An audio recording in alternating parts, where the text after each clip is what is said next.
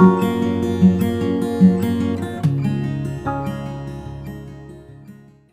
Guys, welcome to the Preeti Gupta academy. और आज मैं न्यू एजुकेशन पॉलिसी पर डिस्कस करने वाली हूँ। 34 साल बाद बहुत ही ऐतिहासिक बदलाव हुआ है। आज का दिन हमारे एजुकेशन सिस्टम के लिए बहुत ही इम्पोर्टेंट दिन है। ऐसे बेहतरीन चेंजेस आए हैं जो हमें इंडियन एजुकेशन सिस्टम में पहले देखने को नहीं मिला है। आज फाइनली अनाउंसमेंट हो गई है और ये सारे चेंजेस हुए हैं जिसको हम इस वीडियो के थ्रू जानेंगे। तो सबसे पहले मैं main highlights of new education policy बता दूँ। HRD ministry renamed as education ministry, यानी HRD मिनिस्ट्री को अब हम एजुकेशन मिनिस्ट्री के नाम से जानेंगे। इसके अलावा नेशनल एजुकेशनल टेक्नोलॉजी फोरम यानी NETF बनाया गया है। अब इसका क्या मतलब है? इसका मतलब ये है कि टेक्नोलॉजी ओरिएंटेड कॉलेज सबको मर्ज करके ये बनाया गया है। A single regulator for all higher education institution. इसका मतलब ये है कि जैसे नॉर्मल कॉलेजेस और टेक्निकल सभी के लिए एक यूनिट बनाई जाएगी। MPhil वुड बी डिसकंटिन्यूड, यानी MPhil के कोर्स को डिसकंटिन्यू किया जाएगा। तो ये तो मेन शिक्षा पॉलिसी की बातें थी। अब हम आगे और भी बहुत सारी चीज़ों को जानेंगे। यहाँ पे मैंने कुछ स्क्रीनशॉट्स लगाए हैं, उसको ध्यान से आप नोट डाउन कर सकते हैं, पढ़ सकते हैं। मेजर रिफॉर्म्स हायर एजुकेशन के बारे में भी है ये। अब आगे मैं आपको 10 पॉइंट्स पे शिक्षा नीति की खास बातें बताने वाली हूँ। नई शिक्षा नीति को मोदी कैबिनेट ने बुधवार को मंजूरी दे दी है। ये शिक्षा जगत में पूरी तरह से बदलाव लाने के लिए लाई गई है। जाने नई शिक्षा नीति से जुड़ी 10 पॉइंट्स यानी 10 बातों को। यहाँ नई NEP के बारे में जानने के लिए 10 महत्वपूर्ण पॉइंट्स बताए गए हैं। यानी NEP को समझने के लिए, नई शिक्षा नीति को समझने के लिए आपको इन 10 पॉइंट्स को बहुत ही ध्यान से रीड आउट करना पड़ेगा। बोर्ड परीक्षाएं मॉड्यूलर रूप में हो सकती हैं। अब बोर्ड परीक्षा रट्टा मारकर याद रखने वाले सिद्धांत को हतोत्साहित करते हुए ज्ञान और योग्यता पर आधारित होगी, यानी नॉलेज और एबिलिटी पे बेस्ड होगी। मल्टीपल एंट्री और एग्जिट सिस्टम में पहले साल के बाद सर्टिफिकेट, दूसरे साल के बाद डिप्लोमा और 3 और 4 साल के बाद डिग्री दी जाएगी। सभी उच्च शिक्षा संस्थानों, कानूनी और मेडिकल कॉलेजों को छोड़कर एकल नियामक यानी सिंगल रेगुलेटर द्वारा होगी। केंद्र सरकार की नई शिक्षा नीति के तहत निजी और सार्वजनिक उच्च शिक्षा संस्थानों के लिए सामान्य मानदंड अपनाया जाएगा।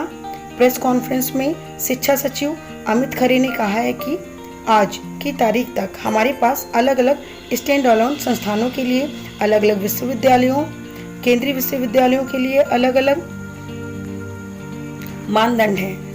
नई शिक्षा नीति कहती है कि गुणवत्ता के कारणों के लिए मानदंड सभी के लिए समान होंगे, न कि स्वामित्व के अनुसार। नई शिक्षा नीति के अनुसार विश्वविद्यालयों और उच्च शिक्षा संस्थानों में प्रवेश के लिए आयोजित होने वाली आम प्रवेश परीक्षा होगी। ये परीक्षा NTA यानी नेशनल टेस्टिंग एजेंसी कराएगी। स्कूल पाठ्यक्रम को मेन कॉन्सेप्ट में कम किया जाएगा। इसके साथ नई राष्ट्रीय शिक्षा नीति के तहत क्लास 6 से व्यावसायिक शिक्षा का एकीकरण शामिल है। नई शिक्षा नीति 2035 तक हाई स्कूल के 50% छात्रों के लिए उच्च शिक्षा तक पहुंच का विस्तार करना चाहती है और इससे पहले सार्वभौमिक वयस्क साक्षरता यानी यूनिवर्सल एडल्ट लिटरेसी प्राप्त करना है। मंत्रिमंडल ने तय किया है कि सकल घरेलू उत्पाद यानी GDP का लगभग 6% तक शिक्षा पर सार्वजनिक खर्च बढ़ाया जाए, जो कि अभी करीब 4.43% के करीब है। सरकार 2030 तक प्री स्कूल से सेकेंडरी लेवल यानी माध्यमिक स्तर तक 100% ग्रॉस एनरोलमेंट के अनुपात को लक्षित कर रही है। 5th तक मातृभाषा शिक्षा का एक माध्यम बनाया जाए। तो ये तो इम्पोर्टेंट 10 पॉइंट्स थे। आगे मैं कुछ और भी खास बताने वाली हूँ। खास में आप बहुत ही ध्यान से सुनेंगे कि अब तक भारत की शिक्षा व्यवस्था 10+2 पर चलती थी, यानी 10+2 का फॉर्मेट था, लेकिन अब इसे 5+3+3+4 के फॉर्मेट में बदल दिया गया है। इसके अंतर्गत स्कूल के पहले 5 वर्षों की पढ़ाई को फाउंडेशन स्टेज माना जाएगा। इस दौरान छात्रों के लिए फाउंडेशन यानी बेस तैयार किया जाएगा और इसका करिकुलम NCERT द्वारा तैयार किया जाएगा। इस प्राइमरी की 3 वर्ष और क्लास 1 और 2 को शामिल किया जाएगा। इसके दौरान बच्चों को खेलकूद और अन्य एक्टिविटीज के द्वारा पढ़ाया जाएगा, यानी इनकी किताबों का बोझ कम कर दिया गया है। इसके बाद next 3 years means class 3rd से लेके 5th तक के लिए स्टूडेंट को फ्यूचर के लिए तैयार किया जाएगा। इसके अंतर्गत स्टूडेंट को science, maths, art, social science जैसे सब्जेक्ट पढ़ाए जाएंगे। इसके अगले 3 साल यानी क्लास 6 से लेकर 8 तक मिडिल स्टेज माना जाएगा। इस स्टेज में स्टूडेंट को फिक्स करिकुलम के अकॉर्डिंग पढ़ाया जाएगा। और सबसे लास्ट यानी मीन्स क्लास 9 से लेकर 12 तक ये सबसे लास्ट स्टेज है। और इस 4 ईयर का फॉर्मेट को आप ध्यान से सुने। इसके अंतर्गत स्टूडेंट की अंडरस्टैंडिंग और विश्लेषण क्षमता को बढ़ाया जाएगा, जिससे उन्हें जीवन में बड़े बड़े गोल्स बनाने के लिए इनकरेज किया जाएगा। एक और बात कि अब स्कूलों में पहले जैसा स्ट्रीम नहीं होगा। मीन्स अगर कोई आर्ट का स्टूडेंट फिजिक्स पढ़ना चाहता है तो वो ऐसा कर पाएगा, और अगर अकाउंट का छात्र हिस्ट्री पढ़ना चाहता है तो वो भी ऐसा कर सकता है। इसके लिए कुछ नियम होंगे जिसके बारे में अभी पूरा स्पष्टीकरण नहीं आया है।